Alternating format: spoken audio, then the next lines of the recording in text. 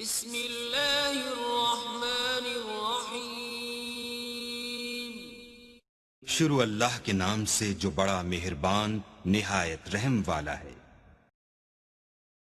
میں برکت کا ایک بہت بڑا ذریعہ شکر ہے۔ ارشاد فرمایا لَإِن شَكَرْتُمْ لَأَزِيدَنَّكُمْ، اگر تم شکر کرو گے وہ تمہیں اور زیادہ عطا کرے گا، اور اگر تم شکر نہیں کرو گے وَلَإِن كَفَرْتُمْ، کفران نعمت کرو گے، اِنَّ عَذَابِي لَشَدِيدٌ، تو پھر میرا عذاب بڑا سخت ہے۔ رزق کے اضافے کا ایک اور بہت بڑا سبب انفاق فی سبیل اللہ ہے۔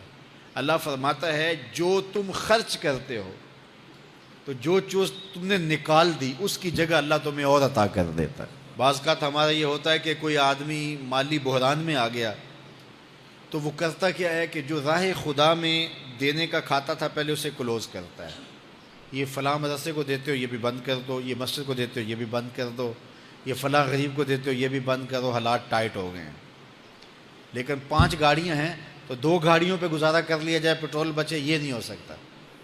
گھر کے لچھن وہی ہیں لیکن بند کہاں سے کیا؟ جہاں سے رزق آنا تھا۔ ہمیں تو یہ حکم دیا ہے جب رزق تنگ ہونے لگے صدقہ دے کے رب سے کاروبار کر لو، صدقے سے تمہارے رزق میں اضافہ ہوگا۔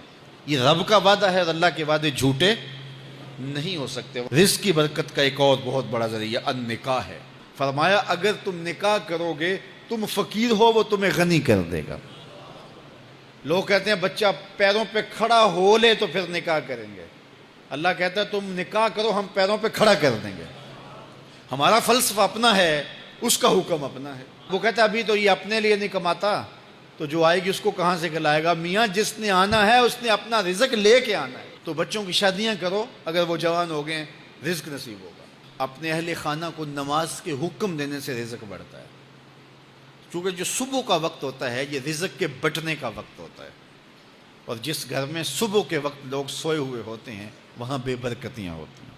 تو طلوع فجر سے لے کر کے طلوع آفتاب تک اپنی اولاد کو، بیوی کو، بچوں کو نہ سونے دیں۔ اس وقت رزق بٹنے کے لمحے ہوتے ہیں۔ کثیر دعائیں مانگیں، تلاوت کلام مجید پڑھیں، اور نماز فجر مرد حضرات مسجدوں میں جا کے باجماعت ادا کریں، اور گھروں میں جو ہے وہ بیٹیاں بہنیں مصلے بچھا لیں تو اللہ کی رحمتوں کا نزول ہوگا۔ اب ایک حدیث میں رزق کے اضافے کا ایک اور نسخہ ارشاد کیا گیا۔ میرے حضور نے فرمایا جو شخص یہ چاہتا ہے کہ اس کے رزق میں برکتیں ہوں اور اس کی عمر میں اضافہ ہو تو وہ اپنے رشتہ داروں کے ساتھ سلوک اچھا کرے۔ رشتہ داروں کے ساتھ اگر اچھا سلوک کرو گے تو پھر تمہارے رزق میں برکت ہو۔ غریب ہیں تو ان کی مدد کرو، ان کی بیٹیوں کی شادیاں اپنے ذمے لے لو اگر اللہ نے آپ کو وسعت دی ہے، ان کی پریشانیاں بانٹ لو، ان کا قرضہ ہے تو اتارنے کی کوشش کرو، ان کو مشکلات سے نکالنے کی کوشش کرو۔ تم ان کو مشکلات سے نکالو گے اللہ تمہیں مشکلوں سے نکالے گا۔ تمہارے رزق میں بھی برکتیں ہوگی اور تمہارے مال میں بھی برکتیں ہوں گی۔ فرمایا بہتر صدقہ وہ ہے جو ناراض غریب رشتہ دار کو دیا جائے۔ اگر وہ پھنس گیا ہے، مجبور ہے، ناراض ہے، تو اس کو اگر دیں گے تمہارا نفس اس میں شامل نہیں ہوگا، تو یہ افضل صدقہ ہے جو ہر صورت میں قبول ہی قبول ہے۔ رزق کے اضافے کا ایک اور سبب الاحسان الی الضعفاء، جو کمزور لوگ ہیں ان کے ساتھ اس نے سلوک کرنا۔ الانفاق علی طلبۃ العلم، طالب علموں پہ خرچ کرنا، یہ بھی رزق میں اضافے کا سبب اور ذریعہ ہے۔ وہ حضرت بابا فرید نے کہا نا 6واں رکن دین کا روٹی ہے۔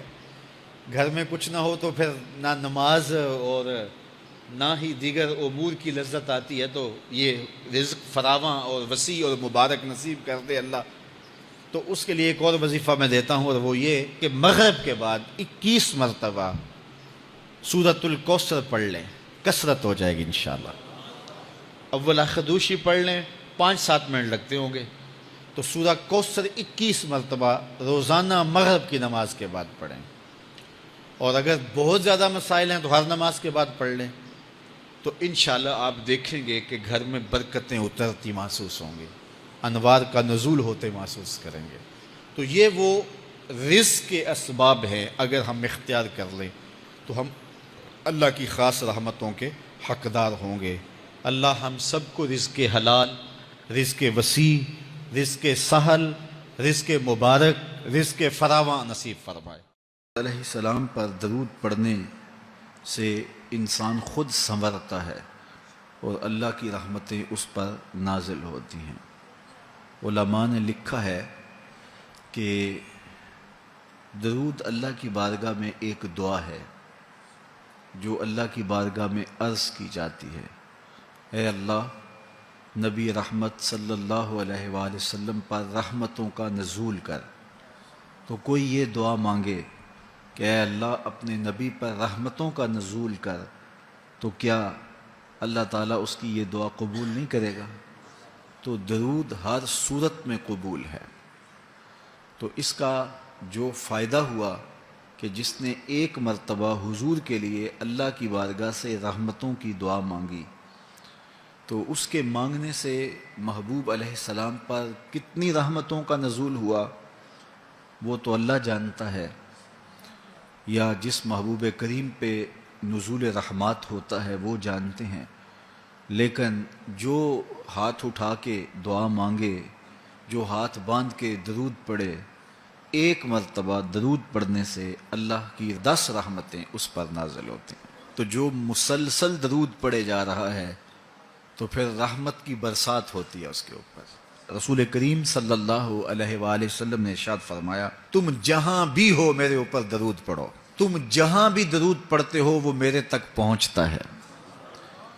صبح پڑھو، شام پڑھو، دوپہر پڑھو، دن کو پڑھو، رات کو پڑھو، نماز سے پہلے پڑھو، نماز کے بعد پڑھو، محفل کے آغاز میں پڑھو، محفل کے دوران پڑھو، محفل کے اختتام پہ پڑھو، مسجد میں پڑھو، گھر میں پڑھو، جہاں بھی میرے اوپر درود پڑھو گے، جیسے بھی میرے اوپر درود پڑھو گے، فرمایا میرے تک پہنچتا ہے۔ ہر شخص یہ چاہتا ہے کہ میں حضور کی قربت پاؤں، حضور کا قرب مجھے ملے، اور اگر کسی کے سینے میں یہ آرزو نہیں ہے تو اس کے سینے میں دھڑکنے والا دل کسی مومن کا دل ہی نہیں ہے۔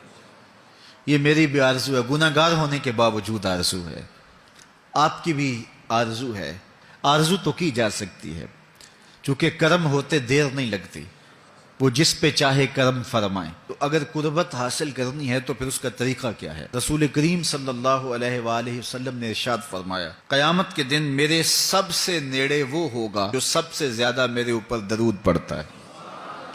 تو جتنا درود حضور پہ زیادہ پڑھو گے، قیامت کے دن اس قدر حضور کی قربت نصیب ہوگی، اور حضور کی چادر رحمت کی ٹھنڈی چھاؤں ملے گی، جام کوثر نصیب ہوں گے، اور جہاں حضور ہوں گے وہاں قیامت کے دن کی سختیاں نہیں ہوں گی، وہاں دامن محبوب کی ٹھنڈی ہوائیں ہوں گی۔ تو حضور علیہ السلام پر کثرت سے درود پڑھنا یقیناً یہ دکھوں کو دور کرنے کا علاج ہے، اور یہ دنیا آخرت کی بہتریوں کی ضمانت ہے۔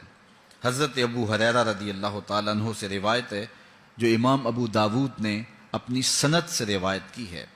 رسول کریم صلی اللہ علیہ وآلہ وسلم نے ارشاد فرمایا کہ جب کوئی شخص میرے اوپر سلام بھیجتا ہے تو اللہ تعالیٰ میری روح میرے اندر لوٹا دیتا ہے، یہاں تک کہ میں اس کے سلام کا جواب دیتا ہوں۔ روح اطہر جسد انور میں لوٹا دی جاتی ہے اور حضور سلام کا جواب دیتے ہیں۔ تو مجھے کائنات میں کوئی ایک لمحہ تو ایسا بتاؤ جس لمحے حضور پہ سلام نہ پڑھا جاتا ہو۔